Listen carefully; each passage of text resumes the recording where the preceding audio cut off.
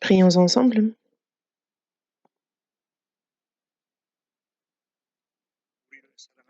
Dieu notre Père, toi qui nous aimes, toi qui es miséricordieux. Dieu, c'est en cette fin des temps que tu as fixé et parmi, beaucoup de gens dans ce monde que tu nous as d'abord sauvés. Tu nous as, séparés saintement du péché de ce monde, de la fausseté de ce monde. Seigneur, tu es avec nous et tu, agis. Tu, nous permets dans ton église de te servir, de t'obéir et tu es, toujours avec nous, toujours tu nous guides. Nous te remercions pour cette grande grâce. Ce monde se remplit de corruption, se devient de plus en plus méchant et sans ton aide, Seigneur, nous ne pourrions ce monde qui est perverti, qui est dans la tentation, nous ne pourrions que tomber. Mais Seigneur, tu te charges de notre faiblesse et par ta main miséricordieuse, tu nous soutiens. Seigneur, c'est par ta parole et par le Saint-Esprit que tu nous renouvelles, que tu nous sanctifies et que tu nous perfectionnes. Nous sommes tes enfants, Seigneur. Aide-nous à pouvoir vivre comme tels. Guide-nous pour cela. Et il y a ton Église en Corée, dans le monde entier. Seigneur, nous croyons que tu gardes et guides chacun, que chacun puisse, tous les frères et sœurs qui gardent la foi malgré les difficultés, sois avec eux. Donne-leur la grâce dont ils ont besoin et que ton Saint-Esprit les soutienne. C'est notre prière ardente à leur égard. À ceux qui sont dans la maladie, qui souffrent, à chacun de ses frères et sœurs, soutiens-les et accorde-leur la grâce qu'ils puissent rapidement être rétablis. Que la vie qu'il nous reste soit vécue pour toi, Seigneur, que cette occasion nous soit donnée et ainsi qu'à eux. En ton temps, tu nous donnes la parole dont nous avons besoin et tu nous enseignes la voie à suivre. À cette heure encore, Seigneur, donne-nous la parole dont nous avons besoin et pour la prédication de ton évangile et que l'on puisse vivre correctement au sein de ton Église. Quel genre de personnes devons-nous être? Par ta parole, révèle-le-nous. Nous avons prié au nom du Seigneur Jésus-Christ. Amen. Ouvrons la Bible. Galates, chapitre 5.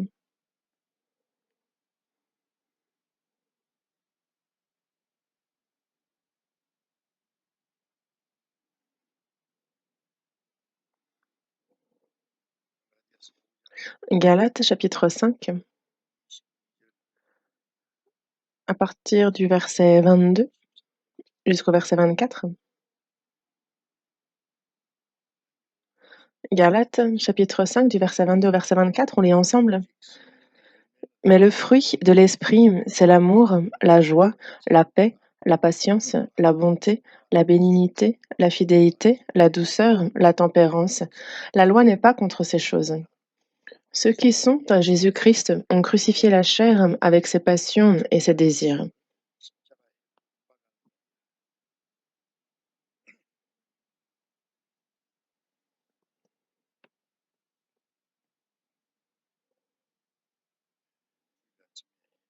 Le dimanche matin, nous continuons à apprendre sur le thème d'être rempli de l'esprit.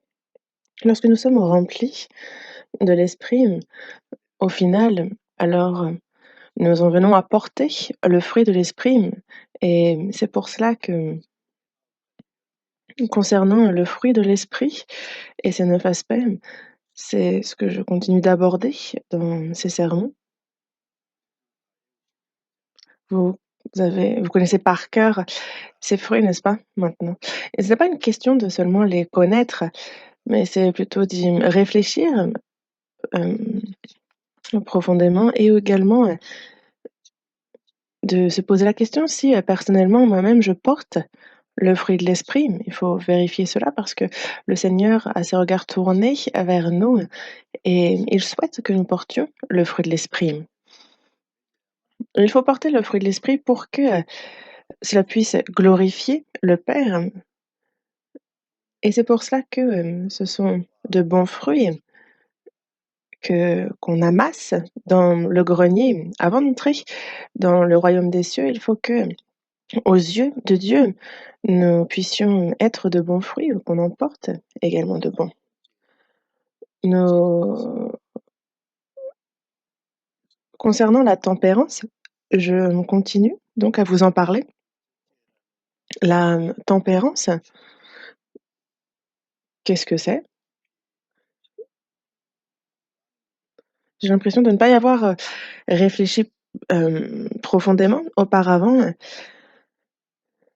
et donc oui, je me rends compte que je n'avais pas approfondi la question auparavant, mais justement concernant ce 9e aspect du fruit de l'esprit, je prends le temps et en approfondissant un peu l'étude de ce terme-là, je me rends compte qu'il y a donc vraiment beaucoup de questions, de problèmes que pose la tempérance et les chrétiens,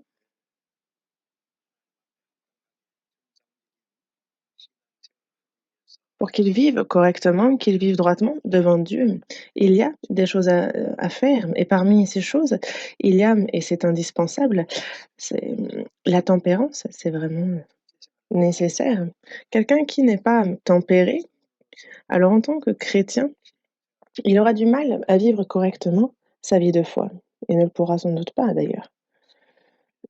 Quand on regarde dans le psaume 1, il est dit: «Heureux l'homme qui ne marche pas selon le conseil des méchants, qui ne s'arrête pas sur la voie des pécheurs et qui ne s'assied pas en compagnie des moqueurs, mais qui trouve son plaisir dans la loi de l'Éternel et qui la médite jour et nuit.» Il y a donc ces versets. Qui est heureux? C'est qui l'homme heureux? Celui qui est sauvé, celui qui est enfant de Dieu, qui a l'espérance de pouvoir entrer dans le royaume éternel. Ça, c'est la personne la plus heureuse au monde. Heureux est non seulement celui qui est sauvé, mais heureux est également l'homme qui ne marche pas selon le conseil des méchants, qui ne s'arrête pas sur la voie des pécheurs et qui ne s'assied pas en compagnie des moqueurs. Donc, il commence par dire qui ne fait pas, qui ne fait pas, qui ne fait pas.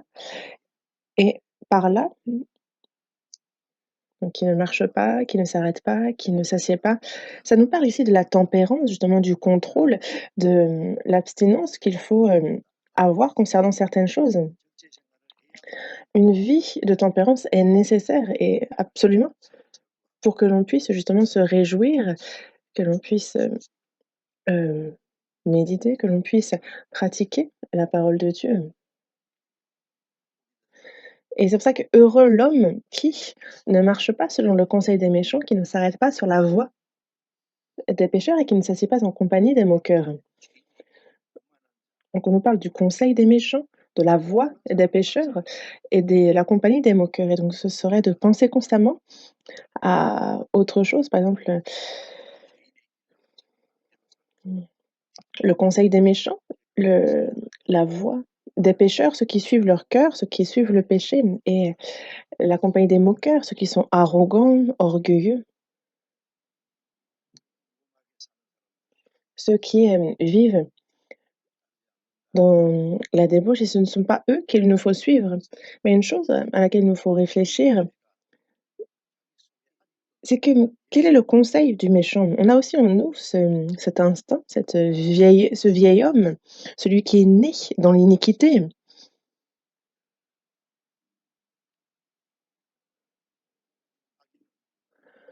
Les méchants, justement, en fait, c'est dès la naissance, en fait, qu'eux sont menteurs et qu'ils sont sur la mauvaise voie.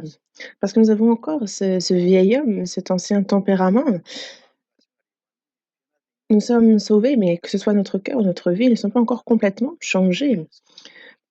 Il y a le Saint-Esprit dans ceux qui sont sauvés et il transforme donc chaque jour notre cœur, notre vie et c'est pour cela que le conseil des méchants, il y a encore ceux qui sont dans les convoitises de leur chair, dans la pensée de la chair. Alors on sait que pourtant, justement, la convoitise de la chair, elle ne peut pas suivre la voie de Dieu et elle ne nous épouse pas.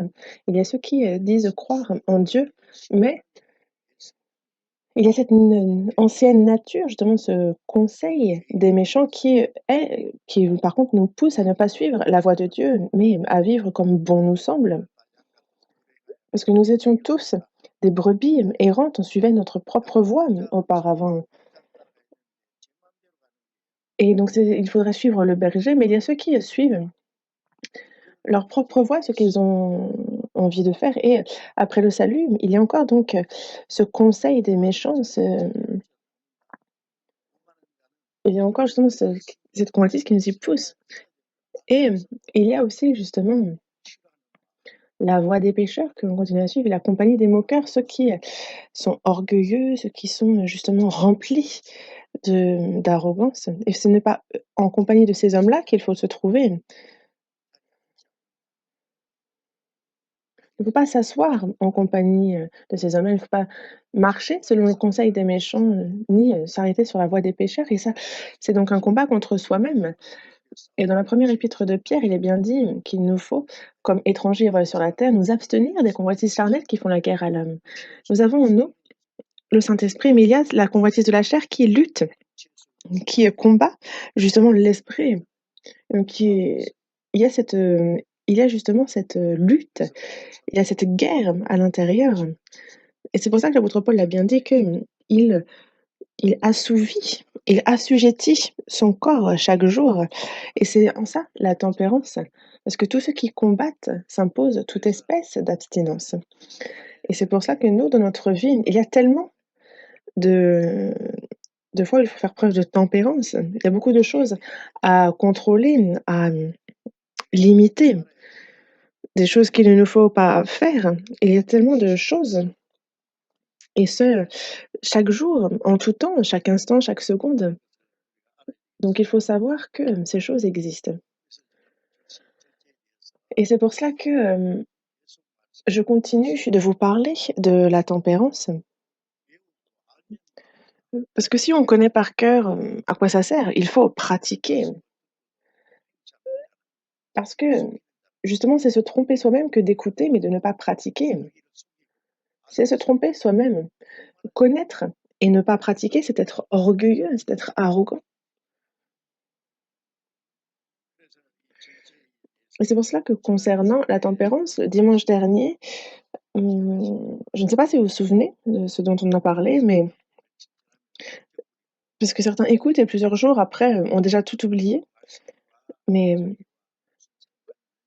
justement, il faut voir quel est le rapport entre, la parole et moi-même, et certains peuvent ne pas prendre le temps d'y réfléchir profondément, mais, dimanche dernier, je vous parlais donc de la tempérance encore et de quoi il faut s'abstenir, de ces choses donc de cette, convoitise sexuelle qu'on peut avoir et qu'il faut absolument contrôler à tous instants, de ce qui,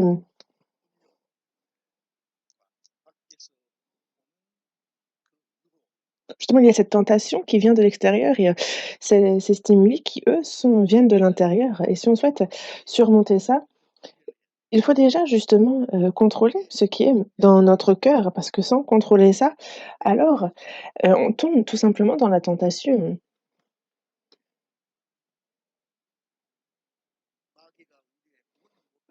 Le diable ne peut nous prendre notre salut, mais il peut à tout instant faire tomber les chrétiens, faire en sorte que le chrétien échoue dans sa vie de foi, faire du chrétien quelqu'un d'inutile. Il peut, faire cela, et comment fait-il ça? Justement, en fait, il stimule notre instinct, notre nature, notre vieil homme par des désirs charnels, des désirs sexuels, quelque chose que nous avons, et ce jusqu'à la mort. Mais ce qu'il faut, c'est justement tempérer cela, c'est s'en abstenir, parce que ça peut, en tombant dans cela, ça peut être complètement fatal pour nous. Et il y a d'autres choses pour lesquelles il faut vis-à-vis desquelles il faut être tempéré. C'est ce cœur qui cherche à s'élever, mais ce cœur orgueilleux. Dieu a Jésus a bien dit: «Je suis doux et humble de cœur». Lui-même est doux, et donc, si on souhaite le suivre, lui qui est doux, il faut, qu'on apprenne de lui chaque jour. Il faut prendre son jour, recevoir ses instructions. Mais par nature, notre chair cherche justement à s'élever par rapport aux autres, cherche à diriger. On a cet instinct, en fait.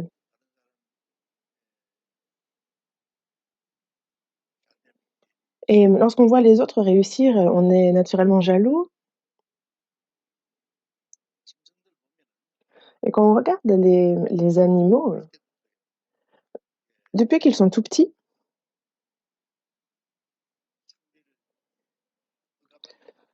il y a cette nature à vouloir aussi justement prendre le dessus sur l'autre, même quand ils jouent à se bagarrer. Quand je regarde le royaume des animaux, je me rends compte dans les reportages que, c'est le plus fort qui va justement chercher à dominer sur celui qui n'est pas qui est plus faible et donc c'est le plus fort qui devient, heu, le leader du groupe et l'homme a aussi cet instinct un peu animal de vouloir se vanter de sa force charnelle ou lorsque la personne a des connaissances, de vouloir, dominer sur ceux qui en auraient moins ou les riches sur les pauvres ou ceux qui ont autorité sur ceux qui n'en ont pas et ça, c'est l'orgueil, ça vient de ce cœur qui instinctivement veut s'élever et on a tous en nous ce cœur et c'est pour ça que il faut bien tempérer ce cœur orgueilleux. Dans Matthieu, chapitre, 23, verset 11, il est dit que on voit que dans ce monde, en fait, ceux qui ont, le pouvoir, ils cherchent à en abuser vis-à-vis des autres, mais ce n'est pas le cas parmi nous. Le plus grand parmi vous sera votre serviteur. Il le dit, dans Luc, chapitre 22, verset 27. Il dit: «Qui est le plus grand? Est-ce que c'est celui qui est assis à table ou celui qui sert?» Nous, on se dit que forcément que c'est celui qui est assis à table et qui mange et celui qui est debout et qui sert est un serviteur, donc c'est un ou un esclave. Mais Jésus a bien dit: «Moi, je suis ici pour vous servir. Je ne suis pas venu pour être servi, mais je suis venu servir». Le fait d'être servi, c'est de vouloir ça révèle c'est l'orgueil, de vouloir être élevé et on a tous en nous ce cœur-là, ne pas vouloir servir les autres, mais aimer être servi et c'est cela qu'il faut tempérer, ce cœur qui veut s'élever par rapport aux autres, ce cœur qui s'enorgueillit et ça, il faut bien tempérer ça. Dans Jacques, chapitre 4, nous avions vu qu'il nous accorde une grâce plus excellente. Nous avons reçu la grâce du salut, cette très, très grande grâce et après cela, Dieu continue de nous donner parce qu'on a il nous a donné tout, on a la plénitude en lui, mais il nous donne grâce pour grâce et il dit bien que justement, en fait, il, celui qui est orgueilleux, justement, ne va pas il va être abaissé et c'est comme celui qui est humble, lui, c'est comme lorsque l'eau coule, elle coule d'en haut vers le bas, il faut s'humilier pour recevoir la grâce et donc on voit que l'humilité est vraiment très importante.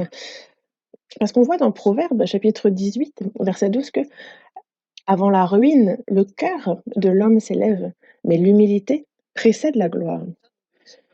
Et il faut toujours qu'on y réfléchisse, nous aussi, à, à ces versets. Et donc, ce cœur orgueilleux qui cherche à s'élever, il faut le tempérer. Bon, se demandant, mais qui suis-je? Enfin, qu'est-ce que je suis pour faire ça? Regardez l'apôtre Paul, combien il était grand, combien il a été utilisé. Et Moïse, dans l'Ancien Testament, est certainement peut-être le plus grand. Mais est-ce qu'il y a plus doux que Moïse? Moïse était au départ très orgueilleux, il n'était pas du tout doux.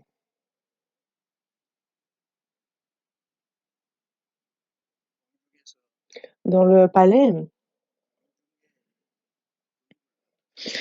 Il a reçu, donc l'instruction digne des princes.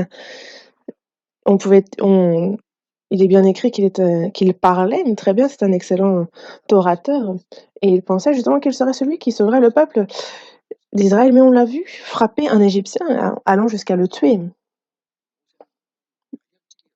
Moïse aussi était impulsif et on voit que dans le désert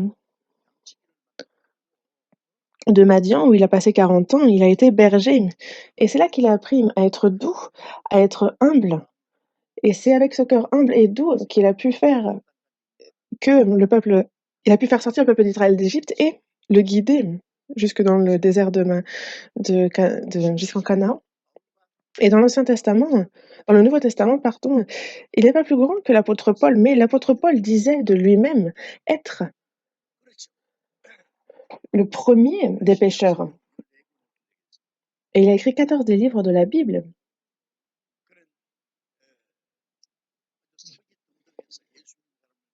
Et lui, justement, attrapait tous ceux qui croyaient à Jésus pour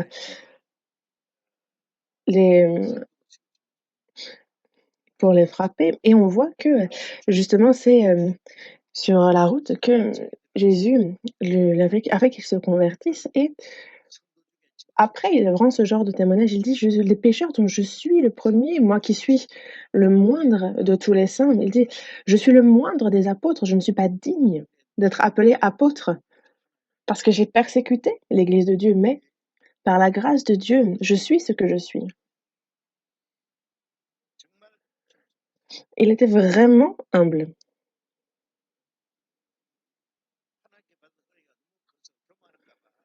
et de peur que justement par les dons qu'il avait, il ne s'enorgueillisse, il y avait donc une épine dans la chair. Quand on devient orgueilleux, alors on a la puissance de Dieu qui se sépare de nous. Et pour que cette puissance demeure en nous, il est fait en sorte que l'on ne soit pas orgueilleux. Et c'est pour ça que dans le cas de l'apôtre Paul, il y a une épine qui lui a été mise dans sa chair.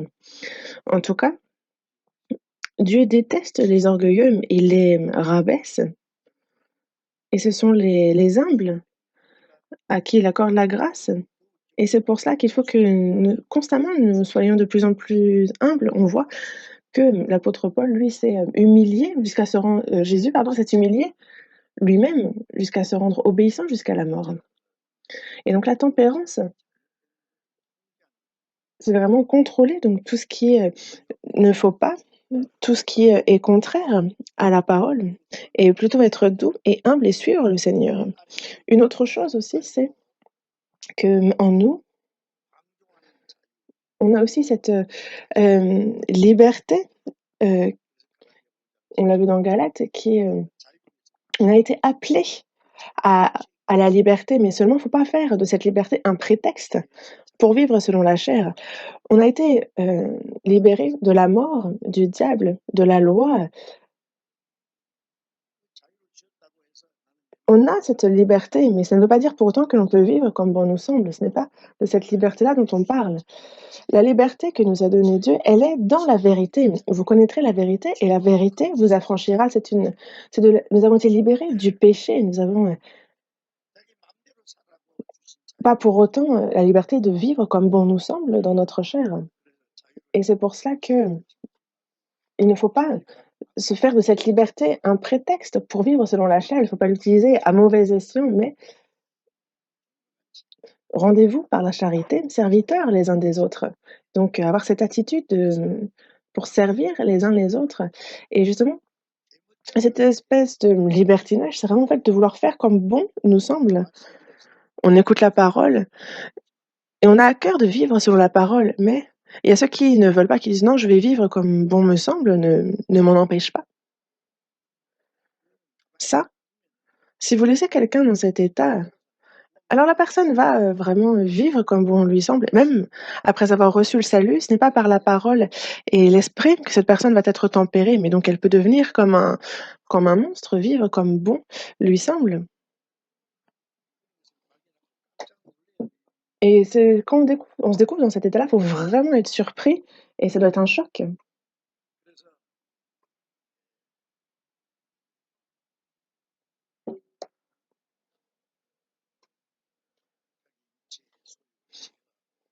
Et c'est pour ça qu'il faut, être dans la tempérance vis-à-vis des convoitises de la chair, ça, c'est nécessaire.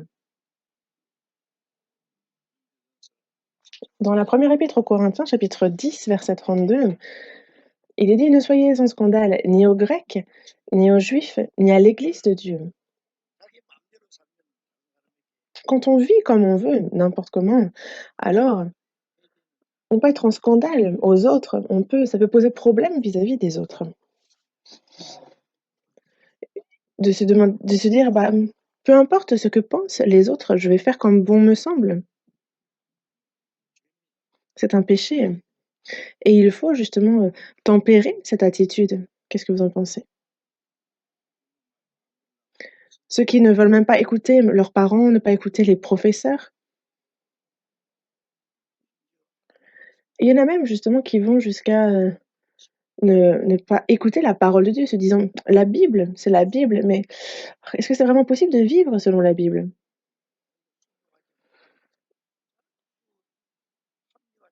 Et en fait, ils essayent de se trouver des prétextes, ils essayent de se raisonner vis-à-vis de la parole. Mais c'est quelque chose qu'il faut tempérer. Et on a cette nature, paresseuse aussi. C'est un péché que la paresse. Lorsqu'on dit justement, serviteur méchant et paresseux, il est bien dit qu'il est méchant et paresseux ce serviteur. Il est dit à ce serviteur d'aller vers la fourmi, pour ceux qui sont paresseux, de considérer ses voies et de devenir sage. Et est-ce que vous pensez vraiment que donc l'homme qui a été fait à l'image de Dieu, aller vers la fourmi pour qu'il apprenne justement, que le paresseux apprenne de la fourmi en considérant les voies et on peut devenir sage en observant la fourmi.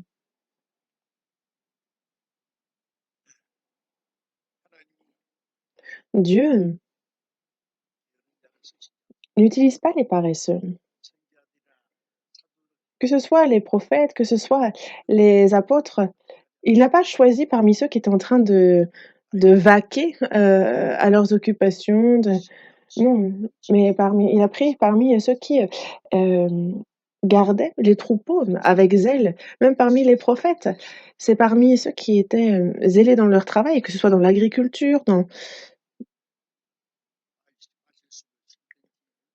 que ce soit dans la pêche, que ce soit quoi qu'ils fassent, quand ils étaient diligents. Matthieu était, hem, justement en train de faire ses calculs en tant que publicain. En fait, il était, zélé dans la tâche qui lui était confiée. Il n'était pas, paresseux en train de vaquer ici et là. Dieu n'utilise pas les paresseux, même le diable ne les utilise pas. Alors que vous voyez combien le diable lui-même ne se repose pas, il, rôde ici et là et c'est pour ça. Il y a toutes ces mauvaises choses en nous qu'il nous faut, changer et c'est une à une que justement, par la tempérance, c'est ça, on s'en abstient, on les enlève. En apprenant la Bible, on voit que ceux qui sont malades, ils, suivent, avec l'ordonnance du médecin, ils vont prendre les médicaments selon les prescriptions et petit à petit, ça va donc aller mieux et nous, c'est pareil. La parole n'a que du bon et nous, concernant la tempérance, c'est ne pas faire ce qu'il ne faut pas faire et aussi faire ce qu'il faut faire si c'est bien et ça correspond à la volonté de Dieu et donc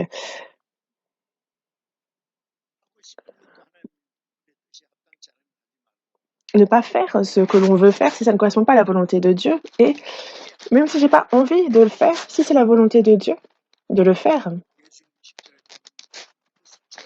Regardez Jésus sur la croix. Est-ce que vous pensez qu'il a apprécié de souffrir ainsi? Il a demandé à ce que cette coupe, qu'il n'ait pas à la boire. Il a la même chair que nous, il a souffert comme nous, mais il a dit toutefois que non pas selon ma volonté, mais selon ta volonté. Et c'est là la tempérance, c'est là vraiment l'abstinence. Jésus aussi a surmonté, il a vaincu la chair. Si c'est la volonté de Dieu, alors quelle que soit la souffrance, quelle que soit l'épreuve, il faut que l'on se réjouisse de pouvoir justement tempérer notre volonté et de faire celle de Dieu. Aujourd'hui, un autre point que j'aimerais aborder, c'est concernant, l'appétit et c'est un instinct, que l'on a dans notre chair, le fait de vouloir manger, d'avoir l'appétit, manger, boire. C'est nécessaire d'ailleurs pour notre chair, c'est instinctif, c'est un désir, un besoin de notre chair. Mais concernant le manger et le boire, il faut s'abstenir aussi. Vous n'y pensez pas vraiment, n'est-ce pas? Vous mangez ce que vous avez envie de manger, si vous avez pas envie de manger, vous ne mangez pas.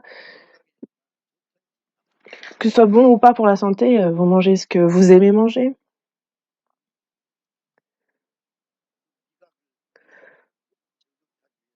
Vous essayez de prendre plaisir justement, de manger et boire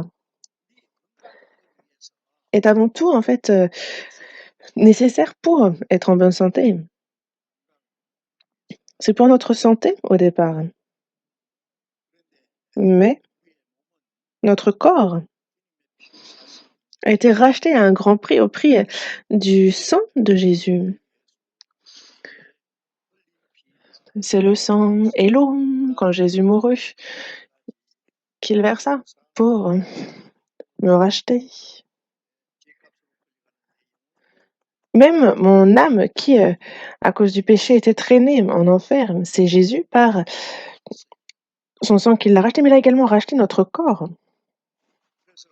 Et c'est pour ça que dans la première épître aux Corinthiens, chapitre 6, verset 19, il est bien dit que notre corps est le temple du Saint-Esprit, et que le Saint-Esprit donc est en nous. On l'a reçu de Dieu. En fait, on ne s'appartient pas à soi-même, on a été racheté à un grand prix. Et donc il faut que l'on glorifie Dieu dans notre corps. Ce corps désormais ne m'appartient plus. Avant de recevoir le salut, à qui était ce corps? Mes parents m'ont fait venir au monde. C'est eux qui m'ont fait au monde, mais est-ce que c'est eux qui m'ont fait? Dans le psaume 139, il est bien dit que je te loue de ce que je suis une créature si merveilleuse, tes œuvres sont admirables et mon âme le reconnaît bien. Les parents m'ont mis au monde, mais ils n'ont pas, c'est pas eux qui m'ont fait. C'est Dieu qui a fait cette chair aussi, et cette chair-là a été rachetée à un grand prix, au prix du sang. Et il faut désormais dans notre corps glorifier Dieu. Que l'on mange ou que l'on boive, quoi que nous fassions, il faut que l'on glorifie Dieu dans notre corps.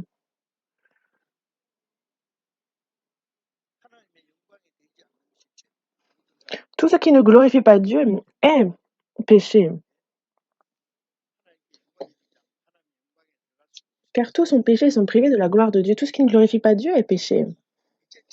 Désormais, nous qui avons été rachetés au prix du sang du Seigneur, notre corps, pendant que nous vivons sur cette terre, doit être utilisé pour glorifier Dieu. Il est là pour ça.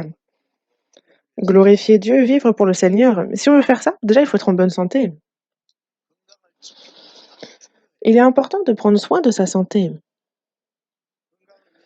Pour la santé, on doit dormir. On a aussi besoin d'une certaine quantité de nourriture. On doit faire un minimum de sport. Pour être en bonne santé,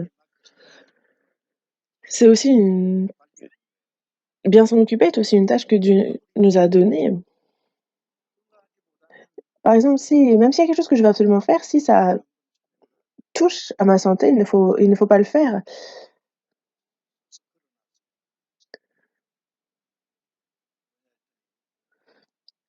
Et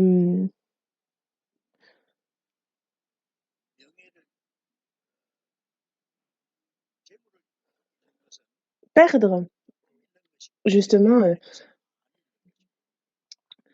perdre des biens matériels, c'est perdre un petit peu, perdre l'honneur, c'est perdre beaucoup plus, mais perdre la santé, c'est tout perdre. Et j'avais envie de rajouter, perdre son âme, c'est, la destruction, c'est la perdition éternelle. Mais bon, en tout cas, perdre la face, perdre tous les honneurs, c'est perdre beaucoup. Perdre, des biens matériels, c'est perdre peu, parce que pas plus que les biens, les honneurs sont plus importants, mais perdre la santé, c'est tout perdre. On peut avoir les honneurs, on peut avoir les moyens, mais si on n'a pas la santé, si on est malade, à quoi cela sert? Donc on a besoin d'être en bonne santé et il faut aussi en prendre soin donc. Mais la santé, il est dit qu'il faut en prendre soin quand on est en bonne santé. Mmh, la santé, il faut aussi donc en prendre soin pour que dans le reste de notre vie, nous puissions, vivre pour le Seigneur, le glorifier.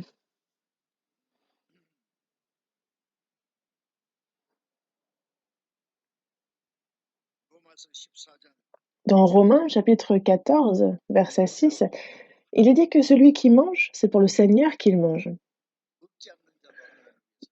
Et celui qui ne mange pas, c'est pour le Seigneur qu'il ne mange pas, et il rend grâce à Dieu. Il arrive qu'il faille manger et d'autres, où il ne faut pas manger. Pour garder la santé, pour Dieu. Car si on vit, c'est pour le Seigneur, si on meurt, c'est pour le Seigneur, que l'on mange ou que l'on boive, quoi qu'on fasse, en fait, c'est pour le Seigneur, pour sa gloire et sinon il ne faut pas le faire. Mais il y a des choses qui nuisent à notre santé. Parmi les aliments aussi, il y a ce qui est bon pour la santé et d'autres qui ne le sont pas. Et donc il faut bien choisir ce qu'on mange. C'est pas parce que c'est bon que, il faut tout manger, surtout si ça donne le cancer ou si ça nuit à notre santé. C'est un péché que de manger ce qui nuit à la santé. Par exemple, se dire: «Bah, moi, je vais manger ce qui est bon et puis de toute façon, je dois bien mourir donc autant bien manger». Mais, vous verrez devant le Seigneur, est-ce que vous pourrez, clamer cette, liberté? Est-ce qu'on s'appartient à soi-même? C'est ça la question. Quand on sera devant le tribunal de Christ, toutes choses, justement, seront, faudra rendre compte de toutes choses.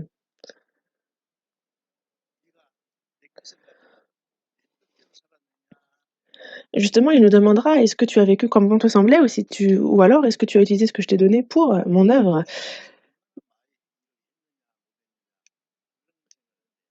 Certains pensent justement que, ah, ça va dépendre de ce qu'on aura fait et cetera, mais Dieu calcule un peu différemment.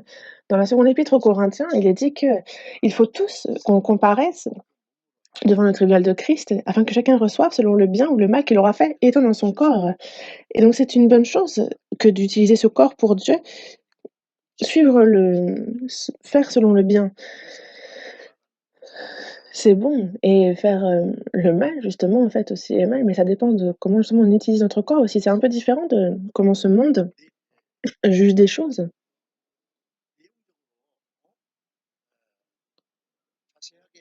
Mais la question est de se demander justement en quoi ça consiste de vivre pour le Seigneur si on entre en détail? En quoi c'est quoi le précisément?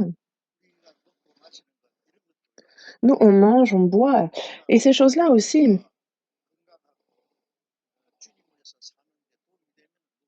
il faut manger si ça nous aide à être en bonne santé et à servir le Seigneur.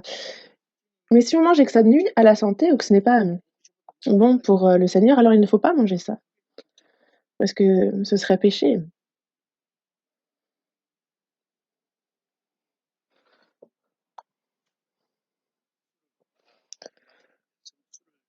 Boire de l'alcool, justement, c'est mauvais pour, le foie, si on en boit trop. Mon père, dans le temps,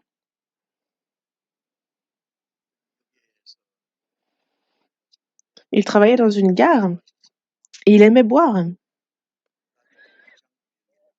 et il a eu une maladie des intestins et il en a beaucoup souffert et son estomac s'est complètement aussi, détraqué, que ce soit son foie, que ce soit son estomac, ils ont complètement été détraqués et quand on fume, c'est, les poumons qui, sont touchés.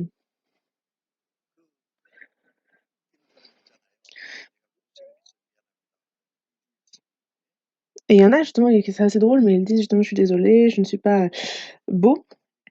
Il y a donc, une personne qui est morte il y a pas longtemps et cette personne donc c'était une blague très connue à l'époque.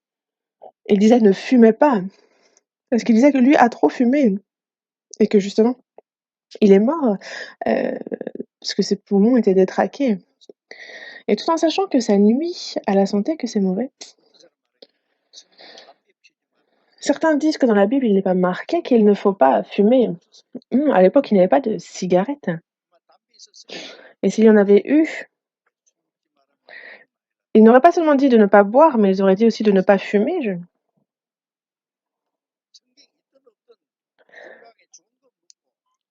et que ce soit écrit dans la Bible ou pas, on mange ce qui est bon pour la santé, on ne mange pas de ce qui nuit à la santé. Est-ce que vous avez vu écrit dans la Bible qu'il faut manger 3 repas par jour? Que l'on en mange 2, que l'on en mange un, en fait, le tout c'est d'être en bonne santé. Ce qui est important, c'est de rester en bonne santé, c'est ça qui est bon devant Dieu. Certains mangent trop et ont aussi des indigestions, certains sont au régime et sont tout maigres et ça les rend malades. Ça aussi, c'est une, mauvaise chose. Il faut trouver un juste milieu parce que mon corps ne m'appartient pas et c'est pour ça, que ce qui nuit à la santé peut devenir un grand péché. Si par exemple, imaginons que vous ayez prêté votre voiture à quelqu'un pour un moment et que cette personne, imaginons qu'il faut mettre de l'huile dans le moteur ou, que c'est le moment mais qu'elle ne le fait pas ou en fait elle met que de la mauvaise essence aussi, en fait, de mauvaise qualité et que ça détruit vraiment la voiture. Est-ce que vous pensez que justement en tant que propriétaire de la voiture, vous allez apprécier ce que cette personne a fait? La voiture va vite être, détraquée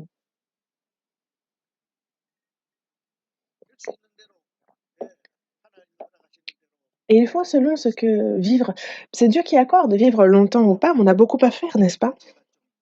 Et c'est pour ça que quand je quand je salue, en fait, j'ai tendance à dire justement: «Bah, soyez en bonne santé, vivez longtemps» et justement, en fait, dans ma région, on a tendance à dire: «Beh, quoi qu'il arrive, vivez longtemps, quoi qu'il arrive, soyez en bonne santé». Ils pensent que c'est, justement une sorte d'humour, mais non, en fait, c'est ce qu'on souhaite vraiment à la personne parce qu'il y a tellement à faire sur cette terre et moi-même, je suis, en pleine forme.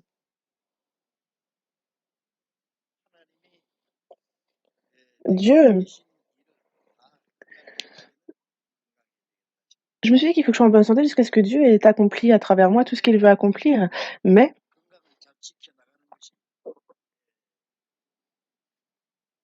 se garder en bonne santé est lié à la tempérance. Sans tempérance, alors on mange tout ce qu'on veut manger, des choses qui nuisent à notre santé, de manger ce qu'il ne faudrait pas qu'on mange. Et si on n'est pas tempéré vis-à-vis de l'alimentation, alors ça nuit à notre santé et il n'y a plus rien à faire. Dieu nous protège, mais est-ce qu'il va prendre aussi se charger de nos erreurs pour autant? Quelqu'un qui conduit, avant de conduire, il dit: «Dieu» il prie Dieu de faire en sorte que tout puisse bien se passer sur, l'autoroute et donc et par contre, s'il fait des excès de vitesse, il ne respecte pas le code de la route, est-ce que Dieu le garde dans ces cas-là? Il y a la protection de Dieu dans un certain cadre.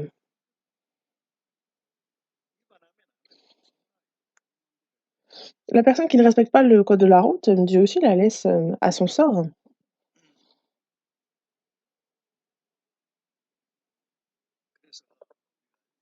et c'est pour ça que nous, c'est pour être en bonne santé pour le Seigneur, c'est quelque chose aussi que le Seigneur nous a confié. Il y a des choses pour ça dont il faut s'abstenir et des choses à faire. Ne pas manger de mauvaises choses, ne pas boire de mauvaises choses non plus, avoir un rythme régulier aussi, s'abstenir de choses parce que si vous ne le faites pas, la chair, elle, veut toujours faire ce qu'elle veut et cette fois-ci, justement, en fait, les gens ont tendance à chercher ce qui est bon aussi. Les gens sont tournés vers ça désormais. Qu'est-ce qui est bon? Qu'est-ce qui est bon? Est-ce qu'il n'y a pas un endroit qui vendrait de bonnes choses? Ils cherchent les bons restaurants. Ce qui est bon, si c'est bon, tant mieux, c'est nécessaire aussi, mais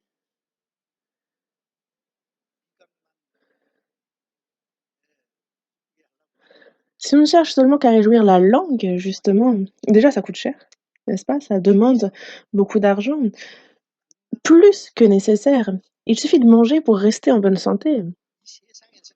Dans ce monde,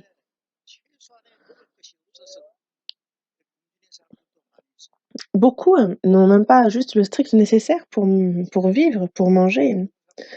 Vous en voyez mourir de faim, n'est-ce pas? J'en ai vu, en Inde, en Afrique mourir et on ne sait plus quoi faire en tant qu'humain quand on voit ce genre de scène. Il y en a aussi beaucoup en Corée aussi qui souffrent justement de mais il y a ceux qui courent après ce qui est bon, qui ne regardent pas combien ils dépensent pour la nourriture et qui veulent seulement, le plaisir de la langue. Donc c'est quelque chose qu'il faut tempérer et c'est pour ça que, manger au-delà de ce qui est nécessaire et y mettre, dépenser de l'argent pour ça, faut prier, voir est-ce que c'est vraiment correct de faire ça? Parce que cet argent vous appartient? Est-ce que cet argent nous a été confié pour, qu'on prenne plaisir dans la chair concernant ce qui est à manger?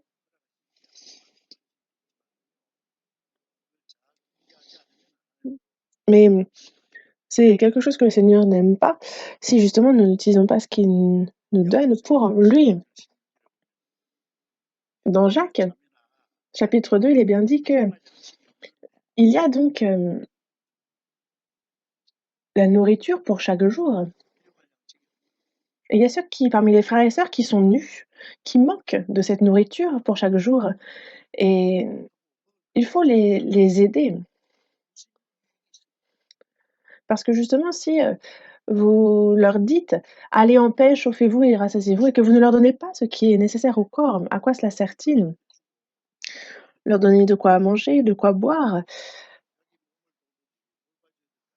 prendre soin d'eux comme, ils prennent soin de nous. Mais il y en a qui ne font que parler, disant: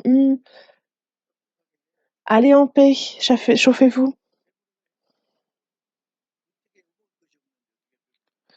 Il faut donc sans rien leur donner, enfin, on ne peut pas juste parler, il faut justement, c'est leur dire, de certes de se chauffer, mais avoir aussi de quoi faire qu'ils se chauffent, qu'ils puissent manger. C'est comme dans la première épître de Jean, chapitre 3. Si quelqu'un possède les biens du monde et que, voyant son frère dans le besoin, il lui ferme ses entrailles, alors comment l'amour de Dieu peut-il demeurer en lui? Il faut pas seulement, aimer en parole et avec la langue, mais en action et avec vérité. Et pour ça, on a besoin de se contrôler, on a besoin de la tempérance. Parce que si on fait tout ce qu'on veut et qu'après, est-ce qu'on peut donc faire ce qu'il faut absolument faire quand on passe notre temps à faire tout ce qu'on veut?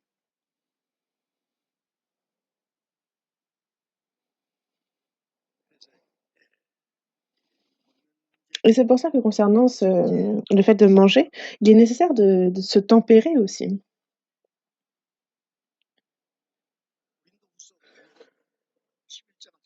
On va voir dans la seconde épître aux Corinthiens, chapitre 11. Seconde épître aux Corinthiens, chapitre 11, verset 27. Verset 27.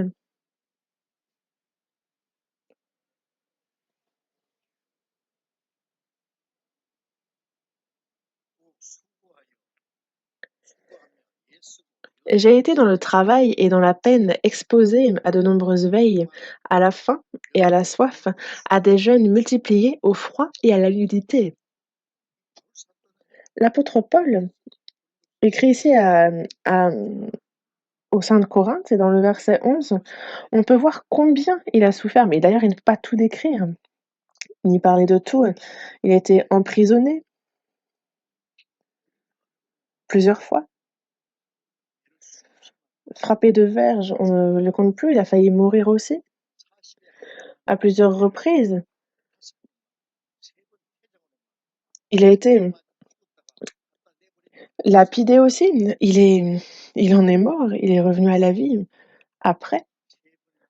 C'est à 3 reprises qui justement il a été aussi, en péril sur les mers. Il était en péril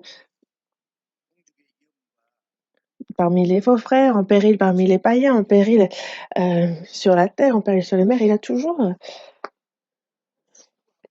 souffert et il était dans quand on regarde l'apôtre Paul, il évangélisait en même temps qu'il travaille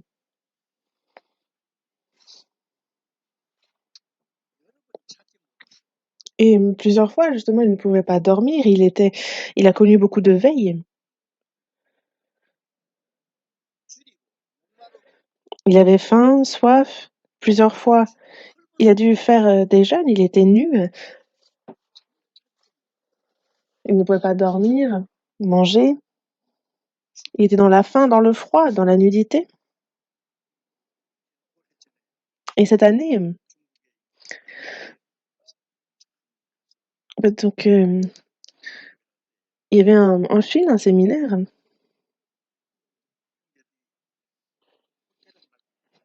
et les frères et sœurs avaient loué, un hôtel et en fait un frère n'avait jamais été en hôtel donc ils ont loué un bon hôtel mais en fait il faisait tellement froid la nuit et les murs étaient, moisis et on voyait en fait vraiment toute la moisissure le long des murs et en fait en louant l'hôtel, ils se sont dit que c'était un bon hôtel. Mais il y avait en fait la moisissure partout et ça sentait vraiment donc très mauvais et il y avait, justement le froid qui faisait qu'on tremblait toute la nuit et je pensais à l'apôtre Paul à ce moment-là, je me disant que l'apôtre Paul certainement que lui était dans l'éveil, il était dans la faim, dans la soif, il est dans la nudité, il devait trembler et ça à plusieurs reprises. En fait, j'en ai parlé au frère le lendemain et donc on a changé d'hôtel et en fait, c'était pas un hôtel aussi cher mais il était bien mieux d'ailleurs.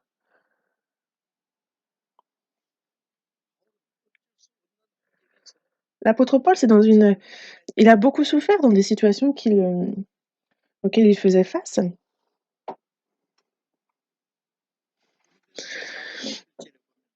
Dans la première épître aux Corinthiens, chapitre 4, il dit bien que, justement, jusqu'à cette heure, nous souffrons la faim, la soif, la nudité, nous sommes maltraités, errants çà et là. Nous souffrons la faim, la soif, la nudité. Lui qui est un remarquable apôtre ne s'est plaint de rien. Il a souffert en tant qu'apôtre et il n'a pas attendu à être bien accueilli, il ne s'est pas attendu à quoi que ce soit. Dans Matthieu chapitre 12 verset 1, c'est donc, on voit que, Jésus traverse, des champs de blé un jour de sabbat. En fait, il y a ses disciples qui ont faim à ce moment-là et donc, justement, en fait, les disciples de Jésus ont tellement souffert, en fait, justement, il leur est arrivé de dormir avec Jésus en ayant pour, à boire que la rosée. Mais ils ont vraiment aussi beaucoup souffert en suivant Jésus 3 ans et demi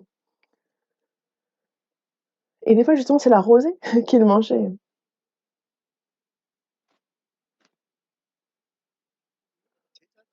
Les disciples aussi, étaient justement dans la faim, donc imaginez Jésus, est-ce que vous pensez que Jésus était tout seul à être rassasié? Dans Matthieu chapitre 4, on voit que Jésus a jeûné 40 jours dans le désert. Pendant 40 jours, Il a jeûné. Imaginez donc combien il devait être fatigué, combien sa chair devait être à bout. Le diable est arrivé et lui dit, bah, si t'es bien le fils de Dieu, pourquoi t'es si fatigué? Pourquoi t'as faim? Pourquoi? Toi, tu peux, t'as le pouvoir de faire de ces pierres du pain. Et Jésus a dit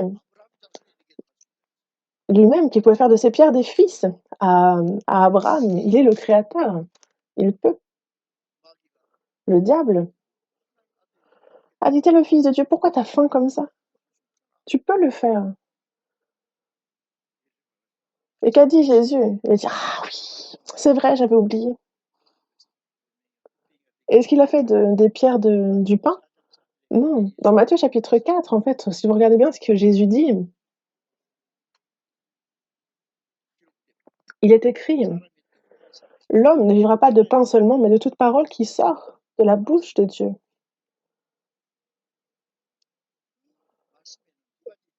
Et ce verset a deux sens. Nous connaissons le premier, le fait que nous devons manger, parce que notre chair en a besoin, mais que aussi notre âme a besoin de la parole, de l'écouter, de la lire, de la méditer. Et c'est pour ça que notre homme intérieur, chaque jour, peut être en bonne santé.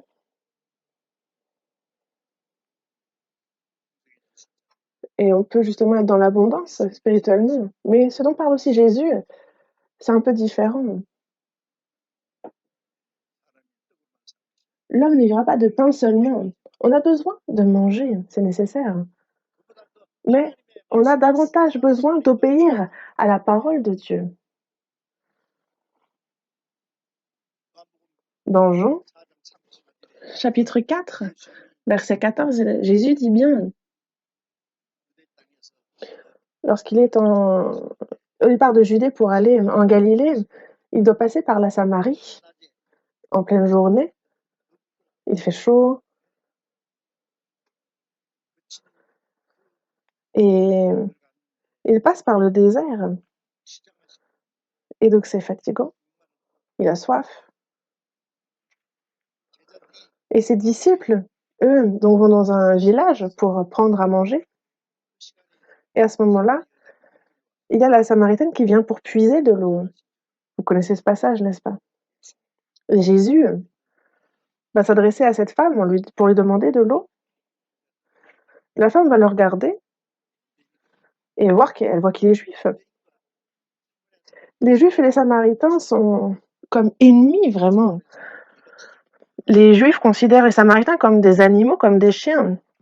Et les Samaritains considèrent les Juifs comme leurs ennemis. Et elle dit, ben, toi qui es juif, tu demandes à moi qui suis samaritaine de l'eau. Et en plus, le fait que ce soit un homme qui demande à une femme, c'est un peu hors des codes. Elle dit, non, je te donnerai pas d'eau. Cette femme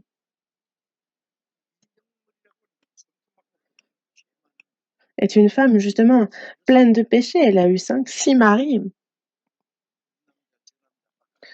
Elle a changé, elle a vraiment changé d'homme comme de chemise. Et c'est pas comme les autres femmes où elle va puiser de l'eau le matin et le soir. Non, elle y va quand il n'y a personne, alors que donc quand le soleil frappe fort. Et Jésus lui dit bien que si tu savais qui te demande de l'eau, tu lui en aurais donné. Parce que Jésus est venu avec vraiment le cadeau. Il est venu avec le salut, avec le cadeau de Dieu pour les hommes. Toi, tu ne m'as pas donné d'eau, mais si tu me demandes, moi, je peux te donner la source de vie. Vous connaissez la suite. Jésus a bien dit que celui qui mangera de cette eau-là n'aura plus jamais, ne boira de cette eau-là n'aura plus jamais soif. Et ça nous parle vraiment du contentement qu'on a une fois sauvé, le contentement dans l'esprit, dans la chair. Mais les disciples, après, sont revenus avec ce qu'ils avaient acheté au village. Ils disaient, maître, mangez. Dans Jean chapitre 4, verset 34, Jésus dit bien: «Ma nourriture, vous ne la connaissez pas». Ils disent: Est-ce qu'il a mangé autre chose? Est-ce que quelqu'un lui a apporté de quoi manger?» Non, personne ne lui a rien apporté. Cette femme ne lui a pas même donné d'eau, parce qu'elle est juste partie avec, quand elle a compris qui était Jésus, elle est partie laissant sa cruche derrière, donc il n'a ni bu ni mangé. Il n'a rien pu ni manger ni boire.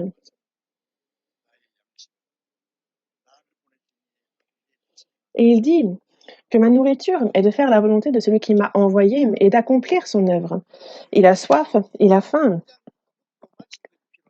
Et quelqu'un qui a faim, qui a soif, veut manger rapidement, il veut boire. Mais quand on est très fatigué, quand on a faim, quand on a soif, comme Jésus, lui, il disait avoir autre chose à manger de bien plus important. Autre chose différent de ce que ses disciples lui ont apporté à manger. Il disait: «Ma nourriture, ma nourriture est de faire la volonté de celui qui m'a envoyé et d'accueillir son œuvre, malgré la faim, malgré la soif. Et l'homme, donc, ne vivra pas de pain seulement, mais justement Jésus qui est mort sur la croix, qui a ainsi accompli le salut. C'était ça sa nourriture, c'est ça, c'est son œuvre, c'est ça ce que lui doit accomplir.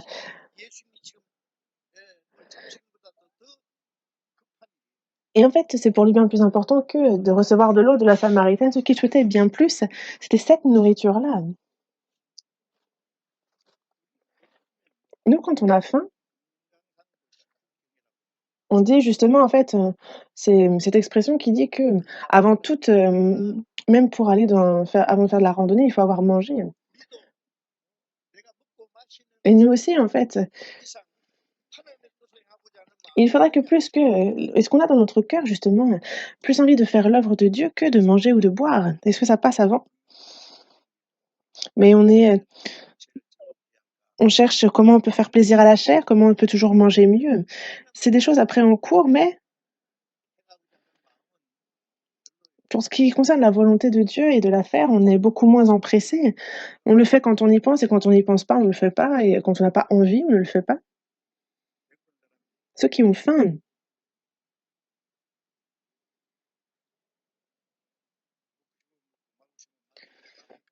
est-ce qu'ils mangent, que ce qu'ils ont envie de manger? Non. Nous aussi, en fait,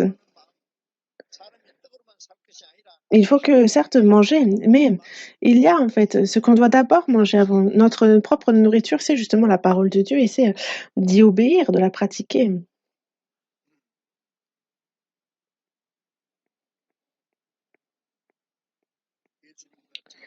Jésus et ses disciples, pour le salut des âmes, jeûnaient et ils mangeaient simplement,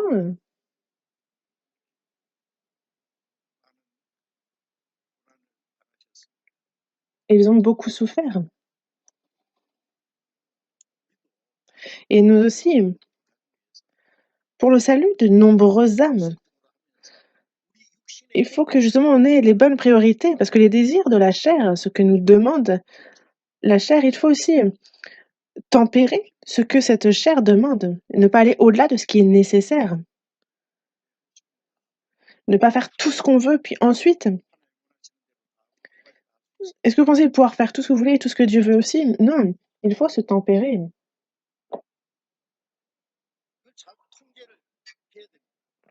Il faut bien s'abstenir, contrôler ces choses.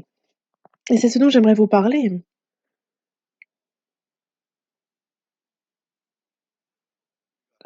Nous, tout ce que nous avons, en fait, est-ce qu'on mange de tout ce qu'on veut? Est-ce qu'on boit tout ce qu'on veut? Alors que des âmes sont en train de périr et donc on utilise peu pour elles et tout pour nous? Est-ce que vous pensez que, Dieu après va vous dire que vous avez bien fait? Non,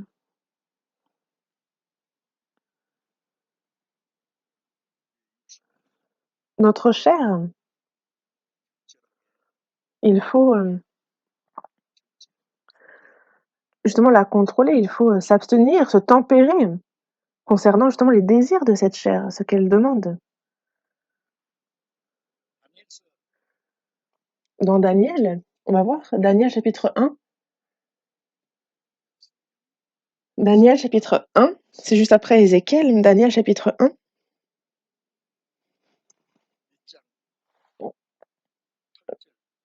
Chapitre 1, verset 8.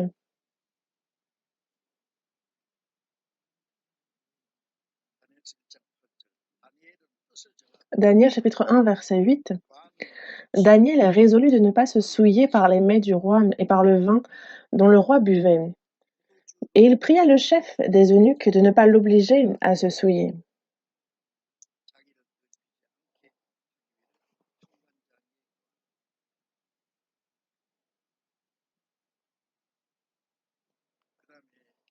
Et ensuite, verset 16.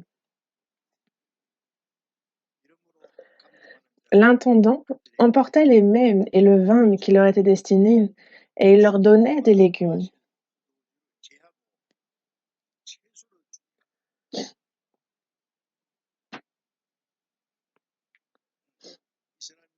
Le peuple d'Israël, à cause de la désobéissance vis-à-vis du peuple, de la parole de Dieu, ont été fait capturer, fait prisonniers à Babylone durant 70 ans. Et il y avait parmi les Juifs ceux qui étaient sages, ceux qui étaient plus intelligents ont été choisis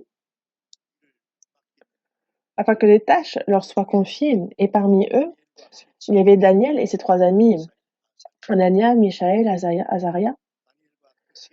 Daniel et ses 3 amis, donc,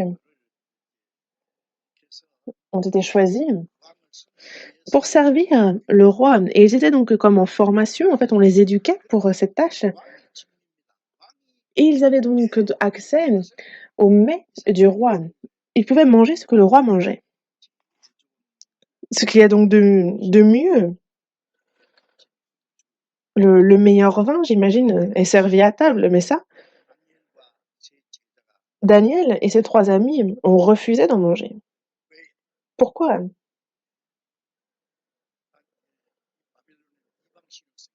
Parce que les Babyloniens servent des idoles étrangères, et c'est de la nourriture qui est consacrée, qui est dédiée à leurs idoles. Et c'est un peu, j'ai l'impression, une habitude qu'avaient aussi Daniel et ses 3 amis ont dit qu'il n'était pas correct pour eux de manger ces mets-là. Et c'est pour ça qu'on parle ici des mets du roi, ce qui est vraiment excellent, c'est ce qui est servi au roi.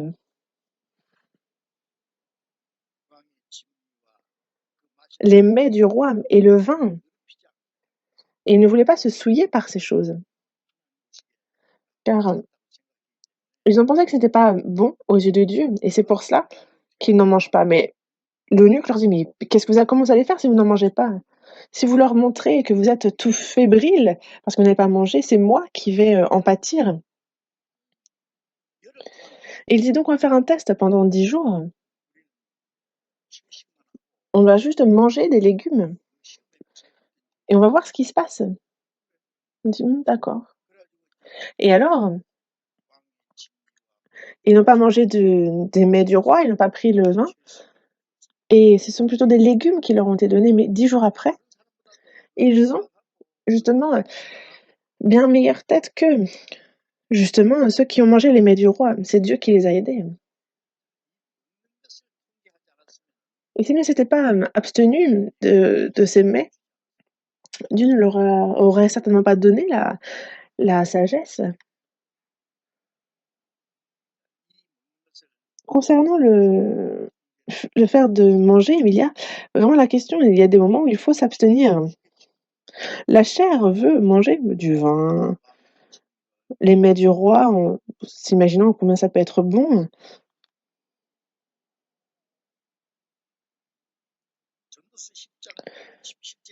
Dans Ecclésiaste, chapitre 10, verset 17, on nous dit que heureux est donc le pays dont le roi est de race illustre et dont les princes mangent au temps convenable pour soutenir leur force et non pour se livrer à la boisson.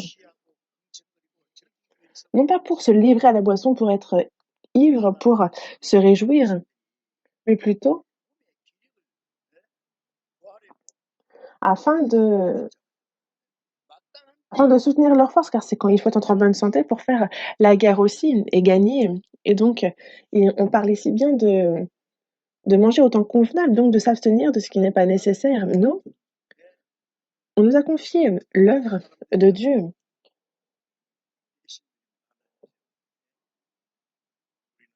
C'est Dieu qui nous a établis.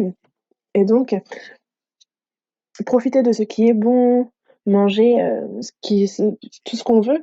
Non, ça c'est pas le. Il ne faut pas faire cela pour soi-même, mais justement chercher à garder la santé. Et c'est autant convenable, donc ni plus ni moins. Il est nécessaire d'avoir justement ce contrôle sur la nourriture et aussi pour la santé également.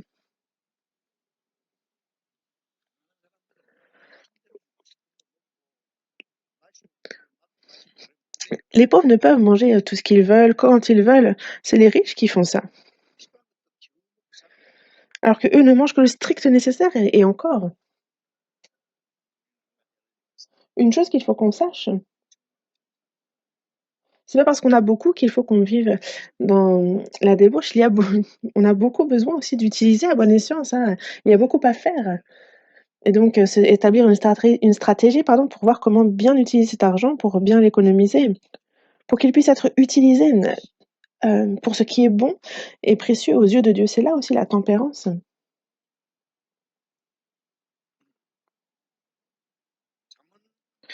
Voyons dans Proverbes chapitre 23.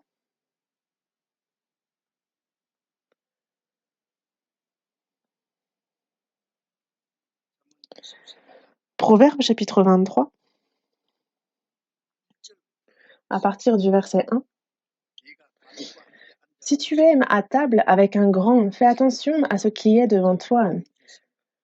Mets un couteau à ta gorge si tu as trop d'avidité. Ne convoite pas ces friandises, c'est un aliment trompeur.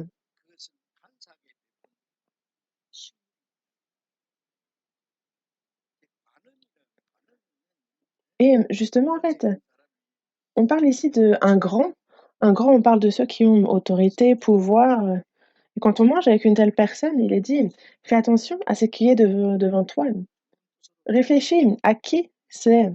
Et des fois, justement, on est invité à de bonnes choses, mais des fois, on est aussi invité pour être utilisé ou quelqu'un qui a de mauvaises intentions. Regardez, Absalom, le fils de David, Absalom. Et justement, en fait, il invite, il avait pour but de tuer Amnon, qui est son demi-frère, et justement, il fait un festin, il invite tout le monde. Pourquoi? Pour le tuer. Et pourtant, ils se sont réjouis, ils étaient à table, il y avait des mets, du vin, mais Amnon est finalement mort. Et c'était justement, il était à la table d'un grand, mais il n'a pas fait attention. Et il y a ceux qui aiment tellement manger, en fait, il faut mettre un couteau sous la gorge si on a trop d'avidité. Ne convoite pas ces friandises. C'est un aliment trompeur. Un aliment trompeur. Et ça, je me suis dit que plus que quelqu'un, il y a en fait cette chair qui cherche ce qui est bon, ce qui est agréable. Et finalement, c'est ça qui, qui peut me tromper en fait. On peut se tromper soi-même. Peut-être cette chair me trompe. Verset 6. Ne mange pas le pain de celui dont le regard est malveillant et ne convoite pas ses friandises. Car il est comme les pensées de son âme. Mange et bois, te dira-t-il, mais son cœur n'est point avec toi. Tu vomiras le morceau que tu as mangé et tu auras perdu tes propos agréables. Ceux qui ont ne faut pas convoiter les friandises de ceux qui ont le regard malveillant. Les méchants, ceux qui ont le regard malveillant. Et regardez qui vous invite.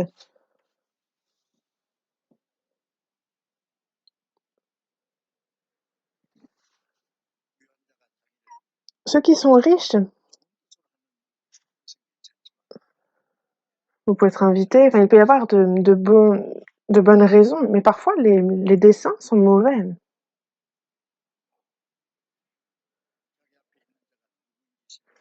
Et donc il nous faut réfléchir à ce qui est devant nous. Qui est cette personne?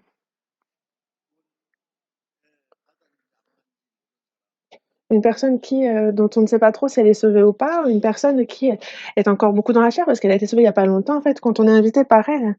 On a besoin aussi d'être prudent. Pourquoi?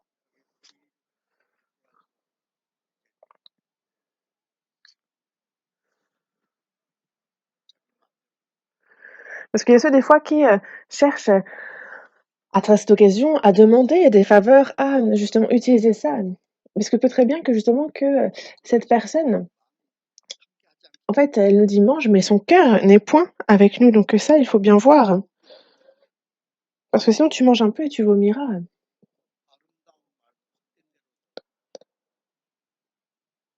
Parce que la beauté aussi, justement, c'est un temps. C'est comme pour les prédicateurs, même s'ils ont la meilleure des paroles, en fait, justement,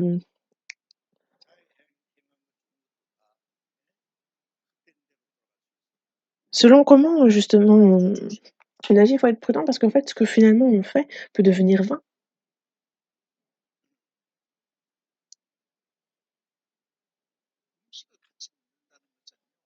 Manger ensemble, c'est la communion, avec la même foi, la même espérance, la même but dans la vie. Il y a donc la communion et on partage, on mange ensemble. Mais il y a ceux dont le cœur n'est pas avec nous et là, alors ça peut être, une mauvaise chose.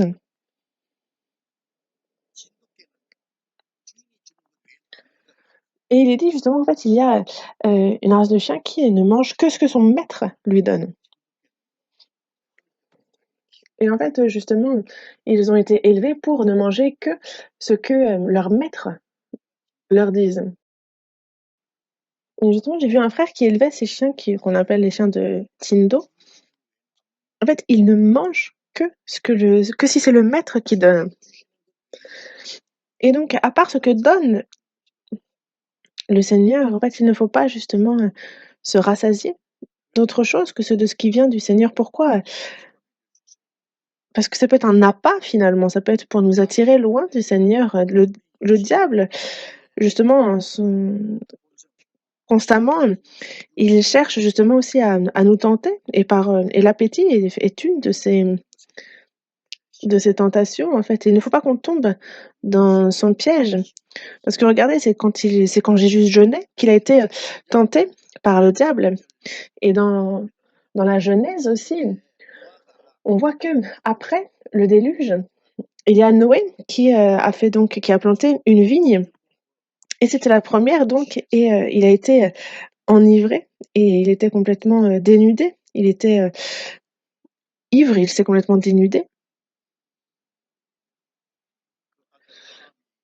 et c'est Cham, son fils, qui a vu sa nudité, son ivresse et qui a été voir, Sem, Japhet et disant: «Beh, ah, papa, regardez, il est, tout nu et il danse et il est ivre» et ses 2 petits frères, pour ne pas voir la nudité de leur père, ont marché, à reculons et ensuite jusque-là ça allait et après, enfin, Noé a appris ce qui s'était passé et il a donc maudit la descendance de Cham. Il était ivre et il a donc,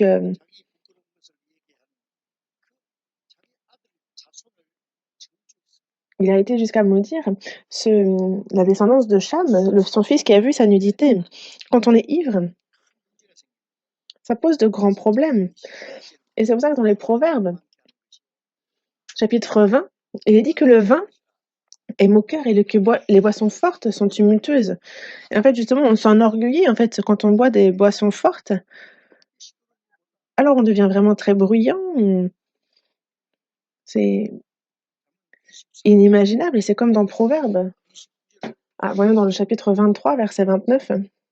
Chapitre 23, Proverbes, chapitre 23, verset 29.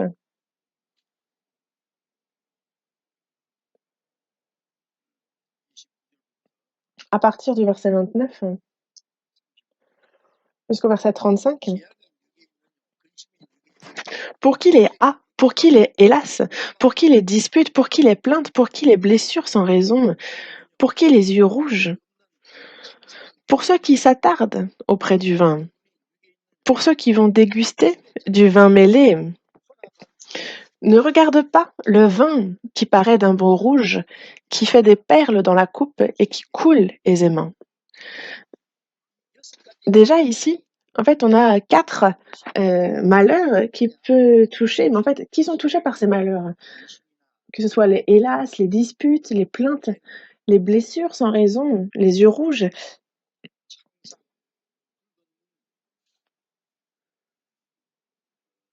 les yeux qui sont tout rouges. Ça, c'est ceux qui sont ce sont ceux qui sont dépendants de l'alcool, qui sont tombés dans l'alcool. Nous, il y a un diacre, sauvé dont, dans la famille, il y a un de ses fils qui est tombé dans l'alcoolisme et qui en est mort. Non, vraiment ça rend fou quand on est, alcoolique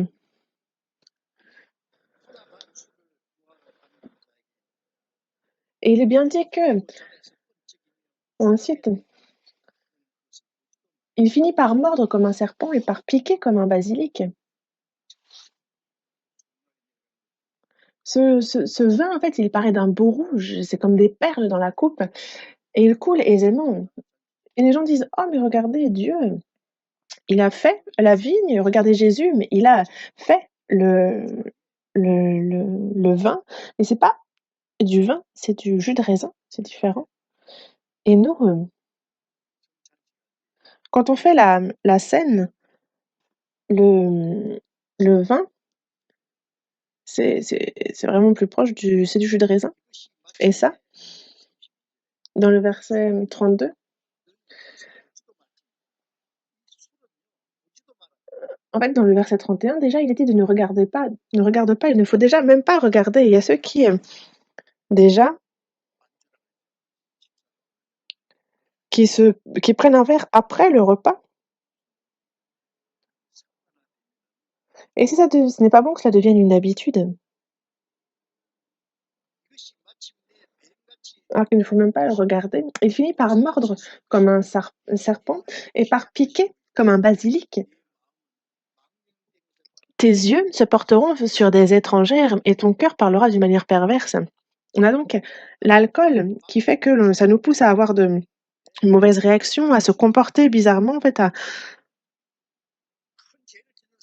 à pécher, à commettre de grands péchés à cause de l'argent, ceux qui justement, qui conduisent sous l'emprise de l'alcool et ça pose tellement de problèmes.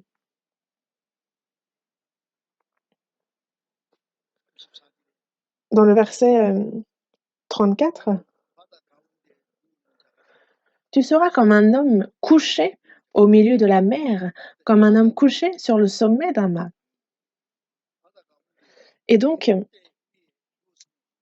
imaginez, vous êtes en pleine mer et vous êtes sur, au sommet d'un mât, ça tangue vraiment, c'est vraiment élevé.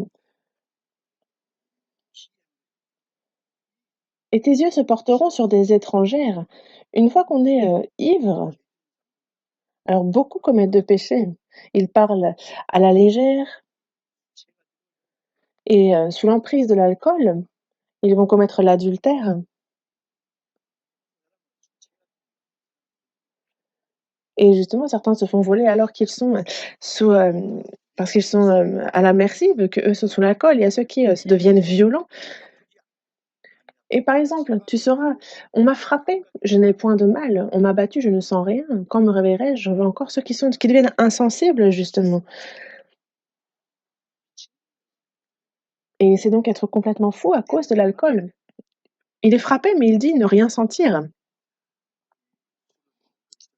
L'alcool ne doit pas le chrétien ne doit pas en boire parce que, ivre, c'est seulement notre, honte qui est révélée. On en vient à commettre seulement du péché et ça nuit aux autres également. Ça nous nuit, ça nous conduit, on en meurt et c'est mauvais pour les autres. Et dans Proverbes, chapitre 23, verset 20, il est bien dit de ne sois pas parmi les buveurs de vin, parmi ceux qui font excès des viandes. Donc, il faut être tempéré, il faut se tenir éloigné de l'alcool. Voyons un dernier passage, Proverbes, chapitre 31, verset 6. Proverbes, chapitre 31, verset 6.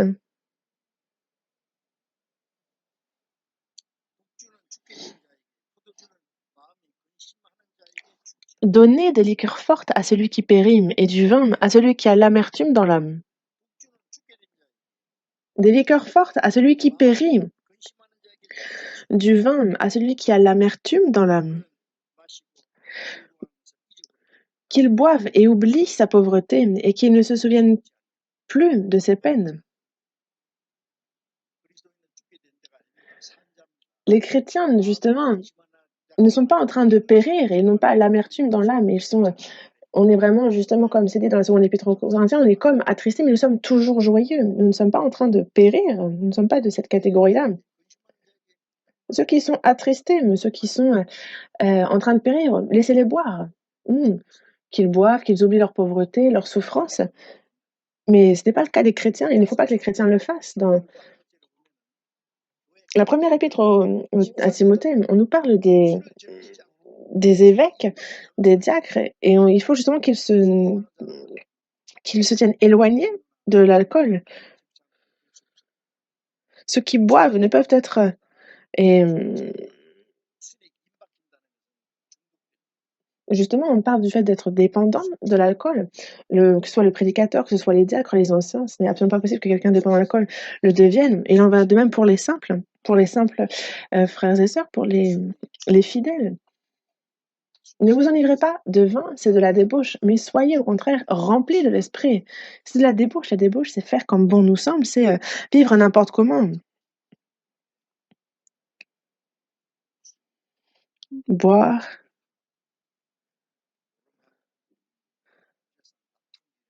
Et justement, en fait, boire, chanter, en fait, et perdre complètement, dépenser, dilapider toute la fortune dans l'alcool, la débauche.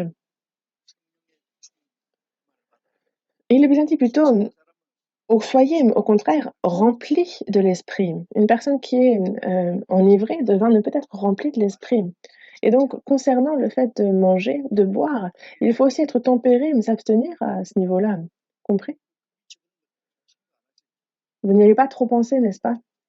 Mais c'est aussi quelque chose sur lequel il faut qu'on soit tempéré et dont que ce soit physiquement, que ce soit spirituellement aussi en tant que chrétien, il faut que l'on vive, droitement, qu'il faut que l'on soit pieux. Prions. Dieu notre Père, toi qui es saint,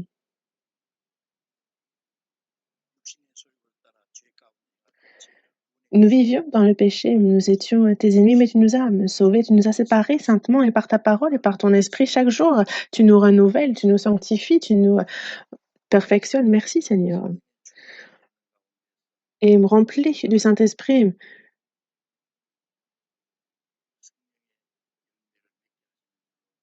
Et nous croyons que grâce à tu nous aides, que tu nous fortifies.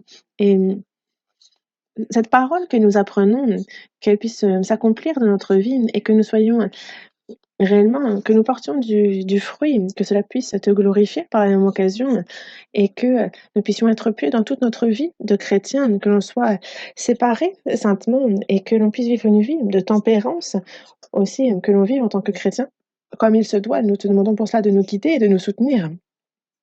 Nous allons prier au nom du Seigneur Jésus. Amen.